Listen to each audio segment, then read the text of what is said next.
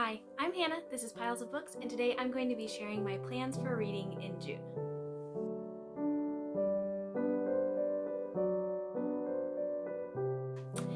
Okay, so I'll be sharing my May wrap up next week, early next week probably, and just kind of a spoiler for that video, I haven't done a great job with my TBR this month. We've been super busy, but that's okay. I kind of was feeling the pressure at the beginning of the month, like, oh, I have to read all these books.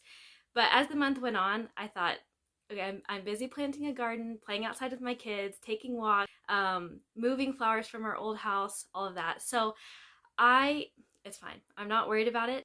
I am really excited about the books that I have read in the month of May, and I am looking forward to beginning a new month with a new stack of books. So let's get into it.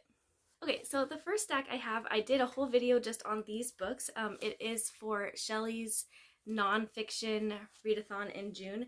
So I'm not going to go into detail on all of these. I'm just going to share the books that I did pick for that in case you haven't watched that video.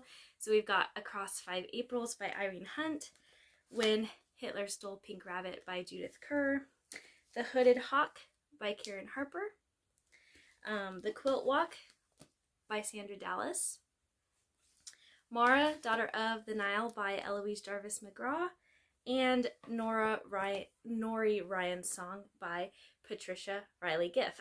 That's kind of all a mouthful. So those are the books that I have set aside to read. I'm not expecting to read all of them, but these are the ones that I do have set out for that. One of the books that I did not get to in May is The Great Gatsby by F. Scott Fitzgerald. I started this, I got like halfway through the first chapter, I think, and I mean, so far I was enjoying it. I was running out of time. So I'll probably be reading it some here this week before June starts, but it'll just roll over into June, as well as Les Mis. I forgot to bring that in, so I've just been reading about a chapter a day. I'd like to get caught up to where I am at a chapter a day, but so that one will also be rolling over into June as well. And then I do still have the books from my May TBR on my little TBR shelf beside my chair. I'll probably leave those there, and if for some reason I get the time to read them, I will try to get through them, or maybe just inspiration will strike and I will pick them up to read them. Okay, so another one that I chose to read this month is Eugene Peterson, Christ Plays in 10,000 Places.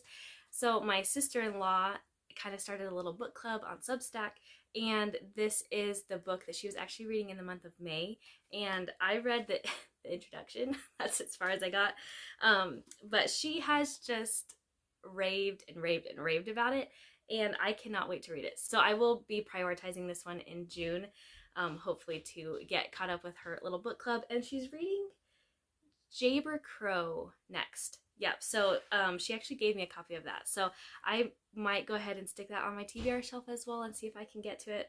I'd like to get caught up with her and follow her little book club. So that's what I'll be doing for that. And then kind of the last stack I have here is, these are just mood read options, things that I've been wanting to read for a while, and for just one reason or another, they have not fit in any like book reading challenge or anything that I've been doing. So the first one is A Lantern in Her Hand by Bess Streeter Aldrich. I read this in high school. My parents gave this to me. Let's see if it shows. No, it says my name, but I'm guessing I was maybe 15 when they gave this to me, probably, well, 14 actually. I read this and did a book report on it when I was a sophomore, when I was 15, but I don't really remember very much of it. I know that it took me a while to get into it. Like, it's not a very big book, but I was not drawn in at the beginning. However, I have seen so many things about this book in the last few years that I realized I really need to read this. I think it probably would hit home more now that I'm an adult. This is about a young lady. Her name is Abby, I believe. Yeah, Abby McKenzie. And her mom is from a well-to-do family back east. You know, they live in like Nebraska. And she dreams of becoming like her grandmother, you know, very skilled and accomplished, and she ends up marrying a farmer, and then I think they just kind of have just a hard time of it. It says, yeah, the challenge of homesteading in Nebraska territory, where the prairie stretched as far as the eye could see, and only the strongest survived for long. I do remember there being some like heartache in here, just some tough things that the family went through. But I am looking forward to reading this one. Okay, so the next one I have, not at all along the same vein, is The Sweetness at the Bottom of the Pie by Alan Bradley. I have not read any of these, but they always look so interesting to me when I see other people talk about them. And I got this from a little free library a couple of years ago, and it's just been sitting on my shelf. So I am excited. I don't really know what this one is about at all, but I just know every time I see somebody mention these books, I'm like, I have got to read that one because I think that I would really like it. And I haven't read, it's been a while since I've read a mystery. Like, I haven't really read very many mysteries at all this year, or maybe any. Anyway, so I am looking forward to that one as well. Okay, the next one is All Creatures Great and Small by James Herriot. So I just grabbed this one off the shelf because it was the closest to my hand, but I don't actually know if this is the first one. So I'll figure that out, and I will read the first one, or maybe you don't have to read them in order. I'm not actually sure. This is another one that my sister-in-law has raved about. I mean, I think most people rave about them. I know some people were not really impressed. So I know that my younger sister read these when she was in high school and really enjoyed them a lot. And then, of course, I've read the children's, the James Herriot Treasury for Children. And, I mean, with my kids multiple times. We have all loved that book. It's so endearing. So I'm excited to see kind of if his books for an adult are also as charming as the children's book. And then I also would like to watch I don't know, maybe if it's BBC, or I'm not sure who puts out the TV show, but I've wanted to watch those. I've heard they're really good, but I want to read the books first. So anyway, that is why I chose that one.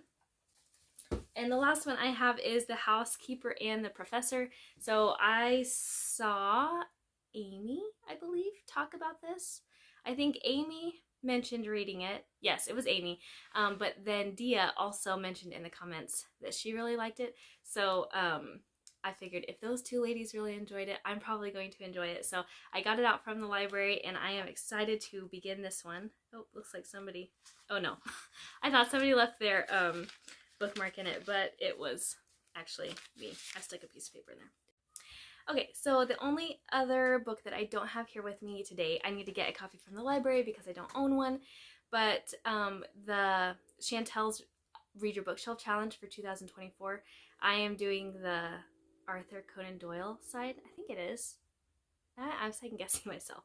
Anyway, for June, I'm supposed to read a sci-fi or fantasy, and I haven't completely decided on that, which is partly why I haven't already gotten it from the library, but I was hoping to read C.S. Lewis's the first book of the Space Trilogy. I will probably grab a copy of that from the library to read, but other than that, these are the books that I have for June. So if you've been following my TBRs since the beginning of the year, you will know that I am participating in a couple of reading challenges, and I also have a list of 24 nonfiction books that I wanted to read from my shelves this year. And so normally I pick books every month to go along with all of those things. I'm just kind of throwing that out the window for June. So it is summer here, and even though we school year round, we still kind of keep a summer schedule. We are up late at night, so we get up a little later in the morning, and we're doing things like the summer reading program, and we try to prioritize meeting up with friends and going to the park and all of that. So I didn't want to have the pressure of having to read things for reading challenges. I just want to read what I want to read this month. I kind of looked over my lists last night, and I realized I'm doing pretty good on everything. I'm not worried about it at all. I can catch up later, or I won't catch up, and that's just fine too. But yes, so this month is just going to be a bit more of, I just want to read what I want to read. I didn't want to pick things off of a list. However, I know that some of these will fit in to different categories for different reading challenges and all of that. So Anyway, those are my reading plans for June. I would absolutely love to know what you plan to read in June. Do you have a big stack? Do you have a small stack? Do you do a lot of reading in the summer, or are you someone who does a little bit less reading because you're busy doing other things? If you have any comments on any of the books that I plan to read, I would love to know that as well. That's always helpful for me, kind of going into a book. Is the general consensus yay or nay? It's always interesting to know kind of what you guys think of the books that I read. So anyway, thank you so much for being here. I am headed to the grocery store to get a couple of things, the greenhouse to get some tomato plants, and then my kids have a bunch of books to drop off at the library. So we will see you in the next video.